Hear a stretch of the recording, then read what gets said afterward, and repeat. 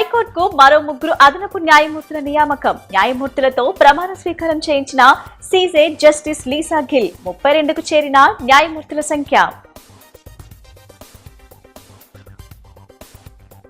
BJP కార్యాలయంలో ఘనంగా doctor Shyam Prasad Mukherjee 125వ జయంతి వేడుకలు. ఘన నివాళులర్పించిన పార్టీ శ్రేణులు. జాతీయ సమైక్యత కోసం అహర్నిశలు కృషి చేశారంటూ నివాళులు.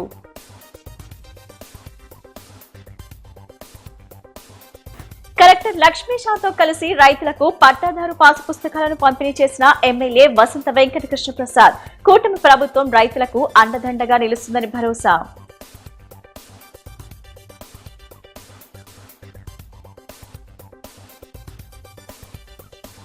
ప్రశ్నరావణ్ణి ఉప చట్టం కింద అరెస్ట్ చేయడాన్ని ఖండించిన సిపిఐ జాతీయ కార్యదర్శి కె నారాయణ. అధికారంలో ఉన్న పాలకులకు పోలీసులు వత్తాసు పలుకుతున్నారంటూ ధ్వజం.